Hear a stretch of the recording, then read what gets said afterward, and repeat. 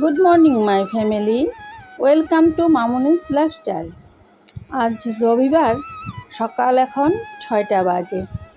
মেয়ে টিউশন চলে গেল, মেয়েকে টিউশনে পাঠিয়ে অল্প ছাদে আসলাম একটু ফ্রেশ হাওয়া লাগানোর জন্য, কারণ সকাল সকাল ফ্রেশ হাওয়াটা খেতে ভীষণ ভালো লাগে। তারপর ছাদের থেকে চলে গিয়েছিলাম রান্নাঘরে। মোটামুটি রান্না কাজ কমপ্লিট করে নিয়েছি।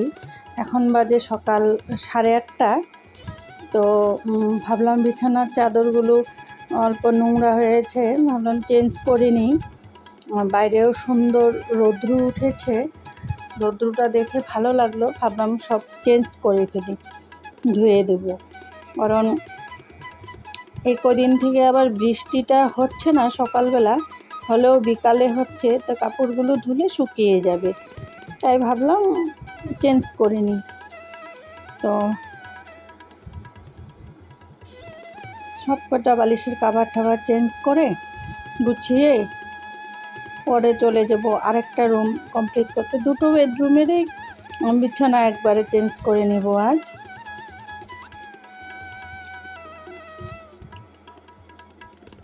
ঘরে দেখবে যেদিন তুমি চাদরটা চেঞ্জ করবে সেদিন ঘরটাই যেন দেখতে ভালো লাগে, একটা নতুন নতুন লুক চলে আসে, ফ্রেশ লাগে ঘরটা দেখতে। আবার বিছানাপাতিটা 1-2 দিন ইউজ করার পর তারপরে নিজেকে যেন ভালো লাগে না, তাই 2-3 দিন পর পর চেঞ্জ করতে পারলে ভালো হয়। তো টিভি রুমের চাদরটাও চেঞ্জ করে নিয়েছি।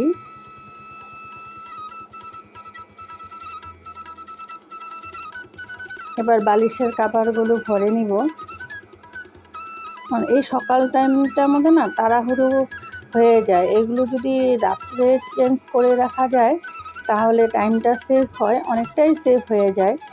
কিন্তু কাল রাত্রে না মনে নাই, প্রায় দিনই আমি চেষ্টা করি রাত্রে করতে, ইদানিং আবার কিছুদিন থেকে না রাতে আর হচ্ছে না, সকালেই করি, তাতে মোটামুটি টাইম লেগে যায়, আধা ঘন্টা টাইম তোমার লস হয়ে যায়, তাই রাতে করাটাই ভালো। এটা কিছু কিছু কাজ থাকে রাতে করে রাখলে না কাজটা এগিয়ে যায়। আর ইনাদেরকে দেখো, ইনাদের সেই আদর খাওয়া হচ্ছে, ছোট্ট ছোট্ট দুটো বাচ্চা নিয়ে ইনি একেবারে সেই। তো ঠাকুর বিছানার চাদর চেঞ্জ করে কাপড় কেচে ছান করে ঠাকুর পূজাও দিয়ে নিয়েছি, সমস্ত কাম কমপ্লিট করে নিয়েছি। আজ তো রবিবার, তো মেয়ে টিউশন থেকে চলেও আসছে। এখন দুপুরে রান্না বসিয়ে দিয়েছি, একদিকে ভাত একদিকে ডাল। গরমটাও প্রচুর দিয়েছে, আর সকাল থেকেই তাড়াহুড়ো করে কাজ করছি, তো নিজেকেও ক্লান্ত লাগছে একদম। ভাবছি তাড়াতাড়ি করে যদি করতে পারি, একটু আধা ঘন্টা টাইম রেস্ট নিতে পারলেও ভালো লাগবে, কিন্তু তার কোথায় বলো, সেই রেস্ট তো আর এই টাইমটার মধ্যে পাওয়া যায় না। রান্না করতে করতেই খাওয়ার টাইম হয়ে যায়, কি আর করব। ডাল ভাত হয়ে গেছে, নামিয়ে নিয়েছি। এবার ডিম কারি করব, তো তাই ডিমটাকে সেদ্ধ করে নেব। কুকারে সেদ্ধ করলে তাড়াতাড়ি হয়, আমি কুকারেই সেদ্ধ করি, গ্যাসটাও সেভ হয় প্লাস টাইমটারও সেভ হয়। ডাল ভাত যে কোনো জিনিস সেদ্ধ এগুলো আমি কুকারেই করি, তাহলে গ্যাসটা মোটামুটি গ্যাস টাইম দুটোটাই সেভ হয়।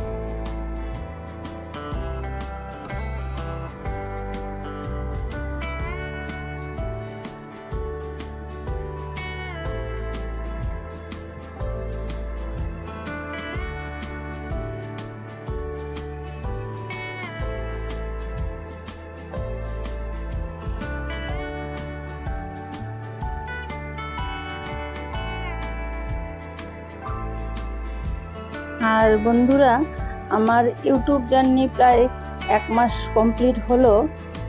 1 মাস যাবৎ আমি ইউটিউব পরিবারে জয়েন করেছি। তো এই 1 মাসের মধ্যে তোমরা আমাকে যেতটুকুন ভালোবাসা দিয়েছো তার জন্য আমি ভীষণ হ্যাপি, তোমাদেরকে থ্যাংক ইউ। আমি কখনো ভাবতেও পারিনি যে তোমরা আমাকে এতটুকুন ভালোবাসা দিবে, আমার ভিডিও দেখবে আমি কোনো দিনই ভাবছিলাম না। তো যা পেয়েছি তাতেই আমি খুব সন্তুষ্ট।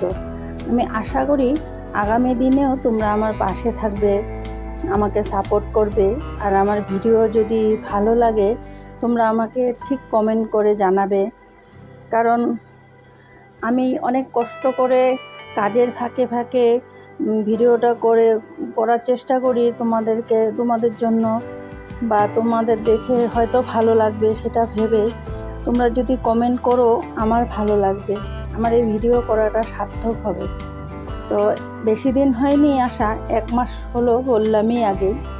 1 মাসের মধ্যে যতটুকুনি পেয়েছি সেটুকুনি ভালোই, আমি তাতে হ্যাপি। আর আগামী দিনেও তোমরা আমার পাশে থেকো সেটাই আশা করি, থাকবে বলেই আশা করি। তো কথা বলতে বলতে এদিকে ডিম কষানো হয়ে গেল, ডিমটা এবার ঝোল দিয়ে দিয়েছি। আর আরেকটা উনুনে বটবডি সেদ্ধ করে, কিছু বটবডি ছিল শুকিয়ে গেছিলো, ওটাকে ভাজা খাওয়া যেত না, সেটাকে সেদ্ধ করে তারপরে মিক্সিতে পেস্ট করে নিয়েছি। অল্প রসুন আর অল্প কাঁচা লঙ্কা দিয়ে পেস্ট করে নিয়েছি। এবার কুচনো পেঁয়াজ দিয়ে ওটাকে অল্প সম্বাদ দিয়ে নেব, খেতে হেভি টেস্টি হয়। খেয়ে দেখো কোনো দিন, ভালো লাগে। কারণ ভাজা আর কত খাবো, ভাজা খেতে খেতে আর ভালো লাগে না। আর এই বটবডির পেস্টটা যদি বিকালের টিফিনে বানানো যায়, তার মানে ব্রেডের ভিতরে এই চাটনিটার মতন দিয়ে তারপরে ব্রেড পকোড়া করা যায়, সেটাও হেভি টেস্টি লাগে। আমি কোনো দিন করে দেখাবো, আমি করি মাঝে মাঝে, খেতে ভীষণ ভালো লাগে। আর বর্তমান তো আমার শরীর কিছুদিন থেকে ভালো যাচ্ছিল না, তাই বিকেলের টিফিন বানানোই হয় না। আগে তো প্রায় দিনই বানাতাম, আজকাল ছেড়েই দিয়েছি বলতে পারো।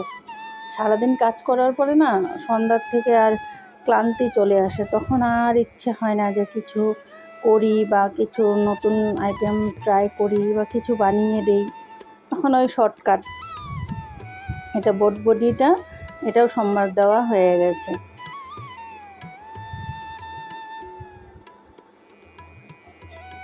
এবার শুক্তো করব, পেঁপে শুক্তো। গরমের মধ্যে তো প্রচুর গ্যাস অম্বলের সমস্যা হয়, তাই পেঁপেটা তো এমনি ভাজা করলেও কেউ খেতে চায় না, পেঁপে আলুর তরকারি করলেও খায় না, আবার পেঁপে ঘন্ট করলেও খায় না। তো একটাই উপায় আছে, শুক্তো বানিয়ে দিলে দেখি সবাই খায়, তাই ভাবি পেঁপেটা আসলে আমি ভাবি যে না শুক্তোই করে দিব। রাঁধুনি ফোড়ন দিয়ে পেঁপেটাকে বসিয়ে দিয়েছি। আর আরেকটা উনুনে ডালটা যে ফুটিয়ে রেখেছিলাম, ডালটাকে ফোড়ন দেব।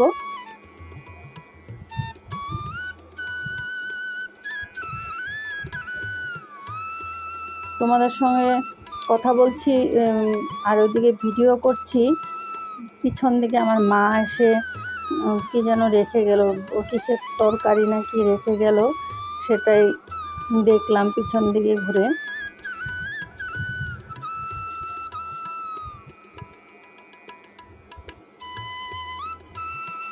শুক্তোটাতে না আমি কর্নফ্লাওয়ার দুধের মধ্যে গুলে দিয়েছিলাম, আর আদা আর রাঁধুনি বেটে দিয়েছিলাম, খেতে হেভি টেস্টি হয়েছিল শুক্তোটা। কর্নফ্লাওয়ারটা দিলে না শুক্তোটা একদম গ্রেভি টাইপের হয়ে যায়, জলে গুলে দেওয়া যায়, আমি দুধে গুলে দিই, দুধটা ছিল তাই আমি দুধেই গুলে দিয়েছি, খেতে আরও বেশি টেস্টি হয়েছিল। তো আজ দুপুরের মেনুতে কী ছিল দেখো, এটা বড়া আলুর তরকারি, ডিমের কারি, মেয়ে খাবে তাই ঝোলটা নেয়নি, অল্প নিয়েছে, ডাল, এটা হলো বটবডি বাটা, কাঁচা পেঁয়াজ, আর এই যে শুক্তোটাও খেতে হেভি টেস্টি হয়েছিল। এবার মেয়েকে ভাতটা দিয়ে দিই, খেতে দিয়ে দিয়েছি মেয়েকে, এখন আমরাও খেয়ে নিব। আর পাপাও দোকান থেকে চলে আসছে, ওর পাপা, আমি, ঠাম্মা, আমরা সবাই খেয়ে নিব এবার। দেখো বন্ধুরা, খাওয়া দাওয়া হয়ে গেছে, খাওয়ার পরে আমার অবস্থা দেখো। আজ রান্না করতে করতে লেট হয়ে গিয়েছিল, তো রান্নার কড়াই ঠড়াইও মাজতে পারিনি, তাই ভাবলাম চলে আসছে যখন খেতে তো একবারে খেতে দিয়ে খেয়ে দিয়ে তারপরে মাজি। দেখো আমার অবস্থা, সারাটা কিচেন বাসনে বাসন। কমপ্লিট করতে মোটামুটি 1 ঘন্টা টাইম লেগে গেছে। কিচেন টিচেন মুছে টুছে পরিষ্কার করে সমস্ত কাজ কমপ্লিট করে নিয়েছি। তো আজ ভিডিওটা এই পর্যন্তই। ভালো লাগলে কমেন্ট করো, আর যারা নতুন আসতো তারা আমার চ্যানেলটাকে সাবস্ক্রাইব করে দিও। Tata, bye bye.